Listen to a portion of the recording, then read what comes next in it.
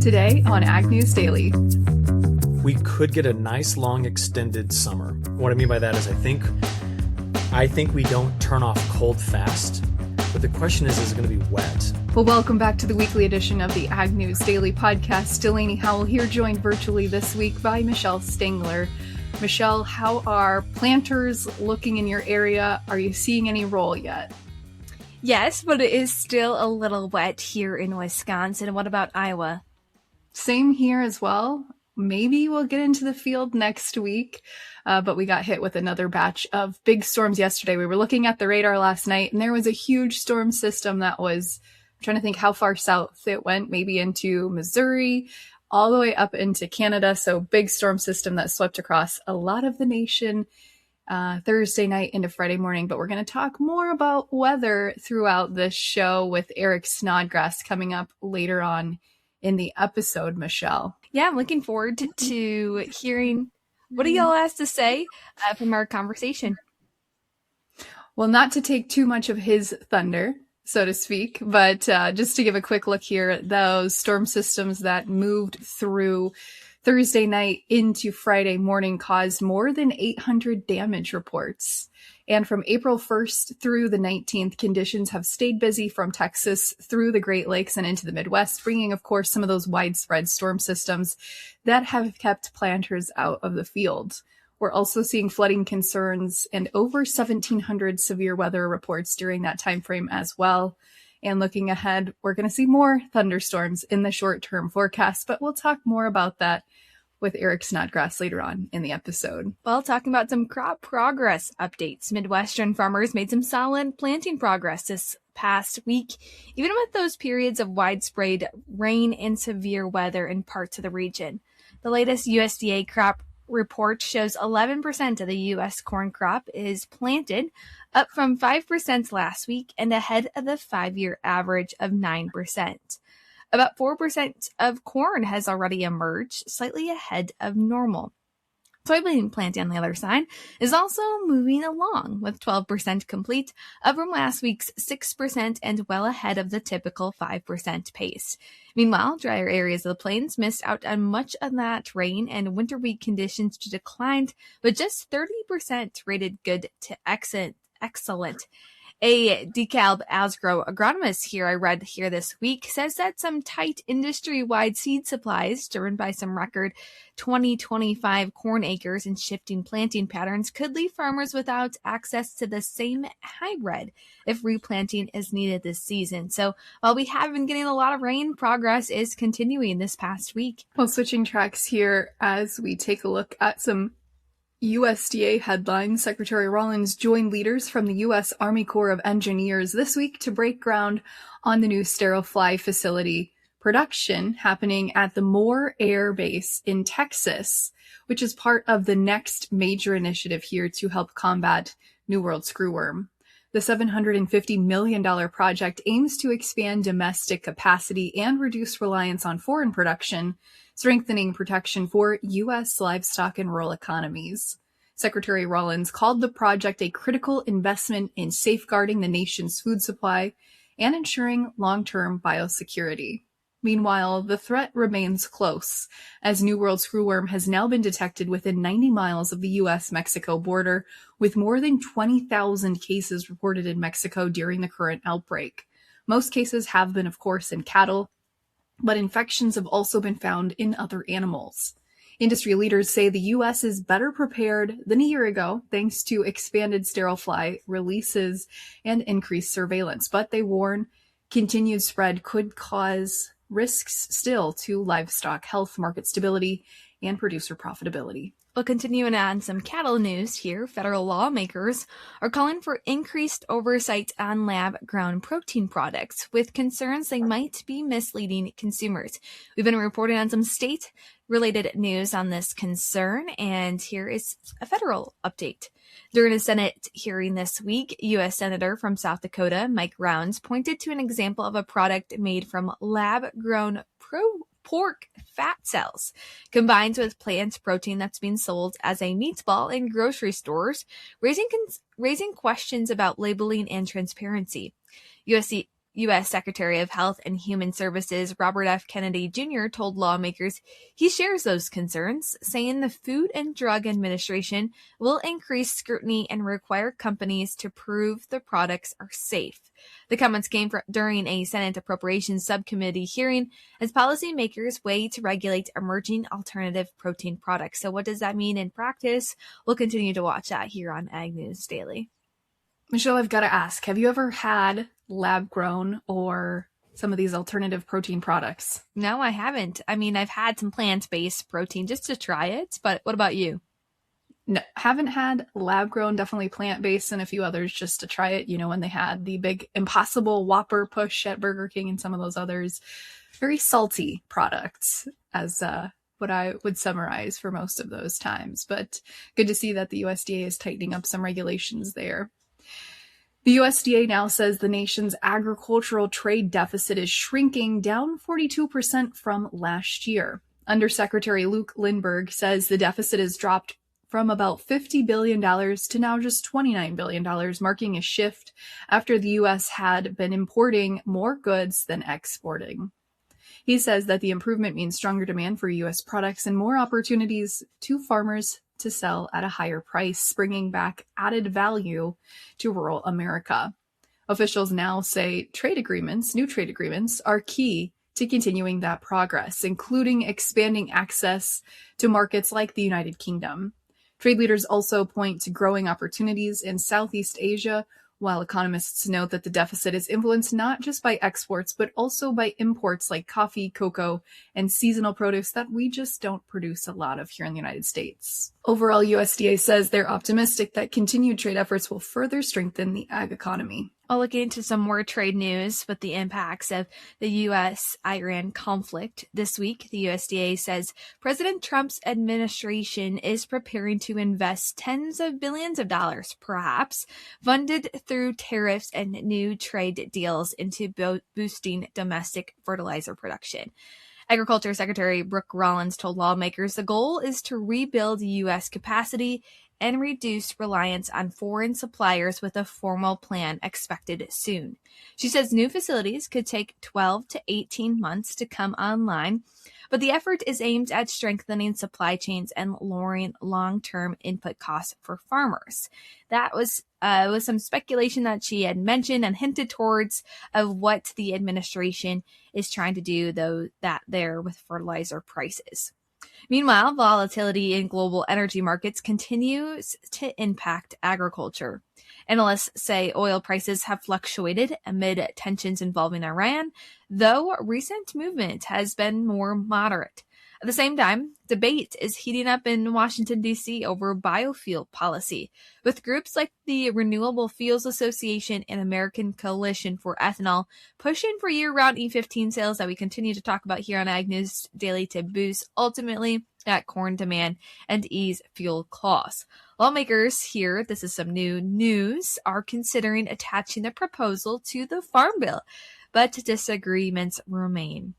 Well, Michelle, before we get to some more ag policy news, let's hear an interview with Jeff Moon of Corteva Agriscience on a 5-part approach he recommends to weed control. He says the weed landscape is shifting, with species moving into new areas and emerging at different times, making a more strategic, program-based approach important for growers. Well, we are catching up with Jeff Moon, a market development specialist with Corteva, to talk about tank mixing as we think about heading into the growing season and all the things coming down the pipeline with making sure applications are going on correctly. Jeff, thanks for joining us. You're welcome. Good to be here with you today. So, Jeff, as we think about those growers who are planting Enlist 3 soybeans, Enlist cotton, and other Enlist varieties, give us your overview here of how we should be approaching our herbicide passes. Well, I think it all starts with that pre-emerge herbicide to begin with. So we always talk about a weed control system when we visit about Enlist. And so setting that barrier here earlier in the spring with that pre-emerge herbicide is really important. Use something with multiple modes of action. With all the resistant weeds or tough to control weeds out there, we need to set the stage right. And once we do that, then we can get into that Enlist post-pass.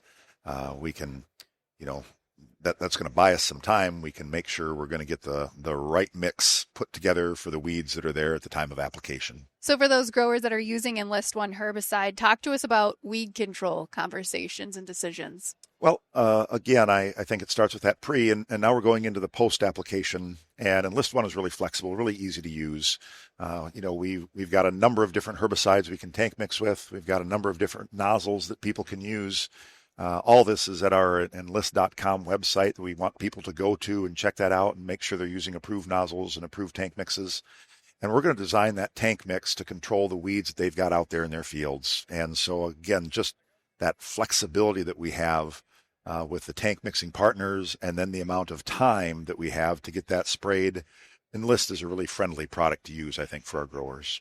Now talk to me about the 5-program approach series. So again, we're going to start with that pre-emerge product early in the season to get that first flush of weeds down, to keep control of them.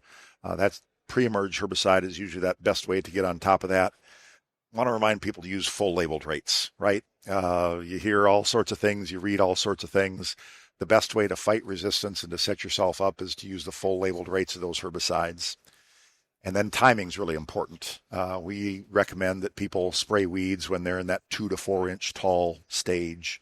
And that's when we're going to see the best efficacy out there. If we wait until the weeds are too big, what we run into is Enlist is a growth regulator product. So it acts on the growing points in those weeds. And so as those weeds get taller, those growing points multiply exponentially. And so when we're at a 2 to 4 inch weed versus something that's 8 or 12 inches tall, the deck is already stacked against us. And so we're going to have a difficult time controlling there. And then scouting is important. Not only before you spray to see what you're spraying so you can develop the right tank mix, but follow that up with scouting afterwards to make sure the product worked for you and follow up if you got any problems there. And so those are really the key things. And some people might have to throw in a burn down when they do something. Some people might do some tillage with a cultivation pass. And those are all great things to do as well as part of that weed control strategy. And a lot is changing in the weed landscape. Final thoughts for us, Jeff, as we think about that. Yeah, if you had a problem with a weed last year, you noticed in the combine, hopefully you took some notes either in your notepad or on your iPad to make sure you remembered going into the next year. And it's always evolving out there in their field. You might have had a drought situation which has an impact on the weeds that are going to be there next year. Maybe you're in a flood situation, which is going to have an impact on the weeds that are there next year. Maybe you had an area of the field where you just didn't get really good control for some reason, and so the seed bank is going to be fuller or more full of weed seed. And so it's important to do that scouting, to pay attention, and to not just assume from year to year you're going to have the same problems. Your farm's better than anybody else, but we can also see some subtle changes from time to time, and that's when knowing what's going on in the environment and what your fellow farmers are doing and working with your retailer to find out what might be changing in the area. Those are all good strategies to use when you develop your herbicide program. Fantastic. Well, thanks for sharing those tips with us today. You're welcome. Thank you. Well, Delaney, what a great conversation you had with Jeff at the most recent Commodity Classic. So thanks for doing that. What a great conversation there. But continuing on some ag policy news, the USDA said this week more than $9 billion has already been distributed through its Farmer Bridge Assistance Program, with payments reaching producers at a rapid pace. Deputy Secretary Stephen Vaden says funds are typically deposited within 3 business days of a completed application, providing timely support to farmers facing financial pressures. While general enrollment has closed, specialty crop growers have until April 24th here today to apply, following an extension requested by commodity groups. Deputy Secretary Stephen Vaden says accurate acreage data is critical to ensure fair payment rates and avoid running out of funds. The program includes $11 billion for row crop producers and $1 billion for specialty crops and sugar, with corn and soybeans accounting for nearly 2/3 of payments. Well, Michelle, congressional leaders say momentum is building on a long-delayed farm bill. As you mentioned earlier, a couple of other bills trying to get attached to it, but pressure is certainly mounting from farm groups ahead of the 26 planting season. Lawmakers on both sides of the aisle report progress in negotiations, though key differences remain over spending levels, conservation programs, and nutrition policy, amongst others. At the same time, House Ag Chairman G.T. Glenn Thompson says additional financing for farmers is gaining traction, particularly for specialty crop growers. He says proposals in the Senate range from $15 billion, but he'd like to see that increase closer to $20 billion or more. Chairman Thompson expects the Farm Bill to come up for a vote in the House before May 1st, so the clock is certainly ticking, but he notes any aid packages would likely have to move separately as lawmakers work to provide more short-term relief amid the ongoing economic and global challenges that we've certainly been seeing. Well, in some crop news, the director of operations for the Corn Belt Ports, Chris Smith, says a new partnership with Western Illinois University is helping build the next generation workforce for inland waterways. He says the newly formed Rural Logistics and Maritime Training and Education Consortium brings together 10 colleges and universities across Illinois, Missouri, Iowa, and Wisconsin to strengthen the maritime and logistics career pathways. Smith says the effort will connect students with in-demand skills like welding, electrical work, and maintenance, careers that support both those operations and broader supply chains. The consortium will also collaborate with the We Work, the Waterways, and other industry partners to better align training with employer needs, as federal efforts continue to focus on expanding the nation's maritime workforce and infrastructure. Just one other piece of news that I saw that was really interesting in regards to crop news. Well, the Federal Aviation Administration is stepping up enforcement of drone regulations, a move that could significantly affect agricultural operators who increasingly rely on unmanned aircraft for spraying, scouting, and field mapping. The agency said this week the changes are intended to improve safety and accountability as drone use expands across agriculture and other industries, including faster identification and penalties for violations such as unauthorized spraying or flying beyond approved limits. Agriculture aviation safety experts say the push comes at a time when drones, helicopters, and airplanes are often working at the same low altitudes during the growing season. Some industry surveys point to about 20% of manned applicators reported unsafe encounters with drones last year, underscoring growing concerns even as new technologies aim to improve detection and avoidance systems. Well, Michelle, as we teased earlier in the episode, we're chatting this week with Eric Snodgrass from Nutrien Ag Solutions as he breaks down the uncertainty ahead and what producers should be watching as weather patterns continue to shift. Well, folks, we're joined today by Eric Snodgrass, Science Fellow for Nutrien Ag Solutions. Eric, it has been far too long since we've had you on. Thanks for joining us today. Yeah, you bet. I'm glad to be here. This will be fun. It will be. Maybe fun for some and not so fun for others, depending on where you live and what your forecast will be for planting season. Let's start there, Eric, as we look at, especially here in central Iowa, we've just been getting dumped on, and it seems like planting is never going to start at this point.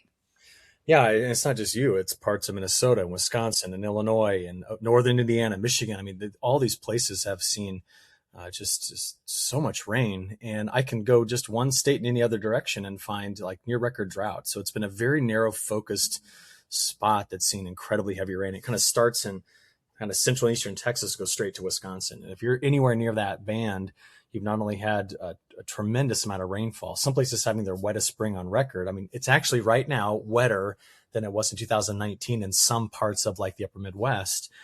But in addition to that, there's been a lot of severe weather. I mean, in Wisconsin, they've had huge hail events. We set a new state record in Illinois for hail. You've had numerous tornadoes in the eastern half of Iowa. But they're rolling planters in western Iowa. I mean, Nebraska would love to take any rain we can give them. And then parts of the Mid-South have been extremely dry. And then I think the driest spot in the country is the Southeast, where normally spring rains do a lot to revive their moisture, and they've had almost none. And there's been wildfires in Georgia. They're waiting on cold fronts to come through to knock the temperatures down and bring in some moisture, and it's just not happened. So yes, it's been a very busy spring trying to figure out when this is going to break and who's going to open up to a window to plant in the I states especially. And we're just kind of holding on, waiting. And I'm so glad you mentioned 2019 because that's where my brain automatically goes. I think on our farm, we didn't get planted until like the second week of June. So Eric, what's your outlook here for a lot of those states that are facing heavy, severe weather, wet weather for planting pace and timeline? Yeah, I mean, we still have severe weather rolling through the Mid-South right now through the weekend. We then open up the Gulf again to a lot of moisture. I think it's going to revive some of the drought problems in the Delta and in parts of the kind of the southeastern Corn Belt. So like Tennessee, Kentucky, I think we're going to see some decent moisture. But we really need about 10 days to dry out in the Midwest. And I'm hard pressed to find just big, wide open windows like that. So they'll get planters rolling when they can. I think they're going to find less than ideal conditions in parts of Iowa and Illinois, especially, and Wisconsin, of course. But I think they're going to have to start just pushing, given that we're about to turn over the calendar to a new month. Now, May is weird, okay? And I'm just going to be honest with you. I'm split on what the May forecast should look like. We have this big El Nino building, and we've already watched the La Nina collapse as fast as I've ever seen in my professional career. Our ocean temperatures are actually technically in El Nino territory already. Normally El Ninos don't fully form till September, and this one's already here. And so if you look at all the years where that's happened in the past, you include years like 2015 or 1997 or 1982, 1972. Those are some of the big ones.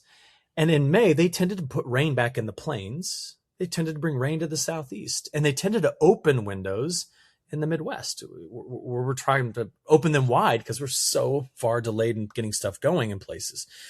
But then the model's like, no, the model's like, just keep it the way it is and keep the rain in the same spots, keep the plains dry, try to bring a little bit of reprieve into the southeast, but they're not echoing what the historical analogs are going to say. So I'm honestly, some days I just feel like I'm one step ahead of Mother Nature. There's sometimes I feel like I'm a month ahead, and it's not right now.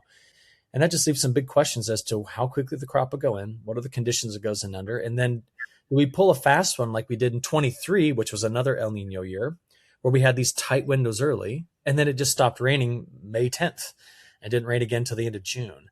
And to be honest with you, I'm kind of like, well, maybe all of the above. I don't know. I cannot figure it out with any sort of precision. So that's why I'm just living 2 weeks at a time right now. I know some people had some frost this past weekend. Are we done with frost? Are we done with cold? No, unfortunately. In fact, not even done with snow yet. Not for the three of us, but if anybody's listening from North Dakota, maybe parts of western South Dakota, maybe even western Nebraska, there's a chance that they get some snow out of the next couple of systems that come through. And then our friends up in Canada, I was just talking with a good friend in Saskatoon.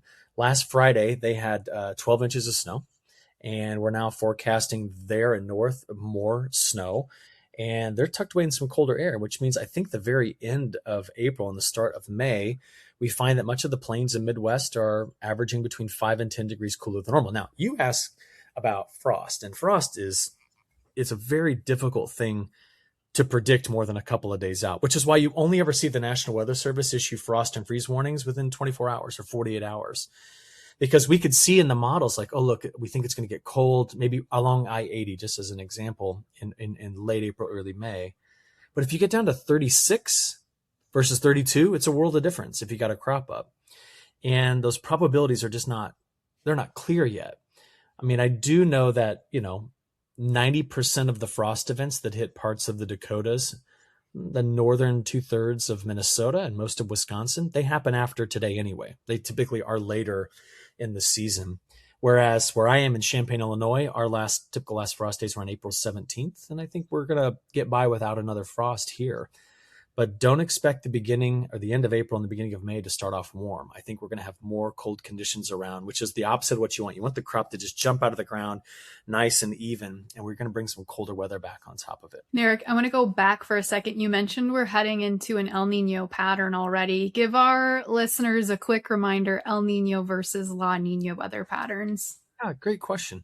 So we live in the westerlies, right? Our winds and weather systems come from the west. Well, along the equator, they come out of the east. They're called the easterlies, or they're often referred to as the trade winds. All right. So the trade winds typically blow if you're in the Pacific Ocean. They blow from South America over to Indonesia and Australia. When they're really strong, they shove a whole bunch of warm water over to the West Pacific and a lot of cold water surfaces near South America. We call that La Nina when the trade winds are strong. But for some reason, every once in a while, there's an oscillation in those winds, and they slow down and they reverse sometimes. And that's what the winds have done this year. The trade winds are now blowing blowing to the east out of the west, leaving Indonesia. And that is what we call El Nino. So all that warm water that got pushed there is now just going to slosh back. And why it's so important is that it redistributes the biggest and baddest thunderstorms on the planet around the tropics and along the equator. So what does it all mean? Well, we're just going to reposition where and how the heat and momentum leave the equator and get into the northern and southern hemisphere. And it shoves it much closer to the United States, honestly. So what we're trying to figure out is most times El Nino events tend to be favorable for wetter conditions in the Midwest, more storms in the Midwest in summer.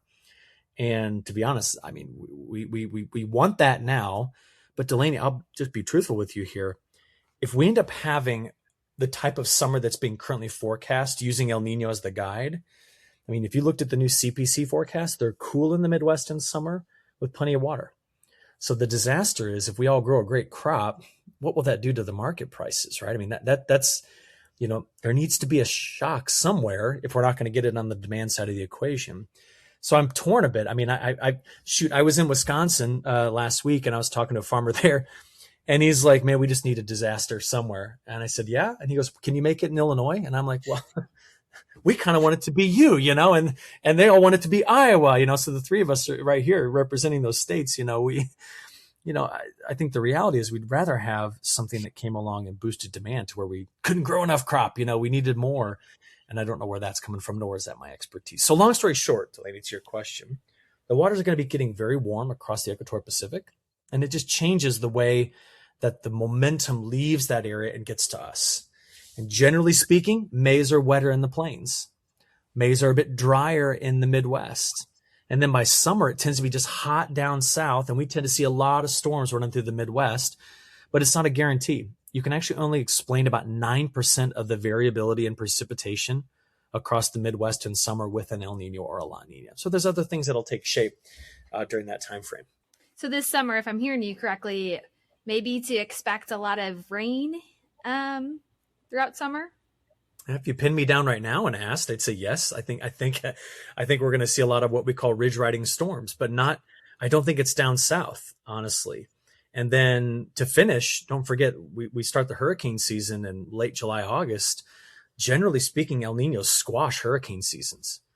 And as a result, if we end up in drought across the south, it's going to be hard to break if we don't have the hurricanes coming through to bring in that moisture.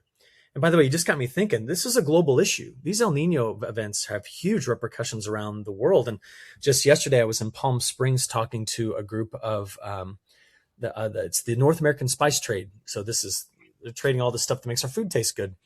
And all they cared about was Indonesia, India, and Southeast Asia. And I said, well, Indonesia has the correlation coefficient is negative 0.7, which means if you're going to have an El Nino event, your drought is almost a guarantee. Not a perfect, but it's almost there. Folks from India were talking and they said, well, what's our monsoon going to look like? I mean, there's 1.5 billion people that rely on that monsoon. I said, El Ninos tend to make them much weaker and they arrive at not at the ideal time frame. And then at the end, I said, there's also something else we got to talk about, which we haven't talked about in a couple of years. Do you remember a couple of years ago when the Panama Canal was running really, really low? That was spurred on by an El Nino event that we had back in 2023. And if you look at the model forecast, they're dry in Central America during this upcoming summer, which is a part of their rainy season.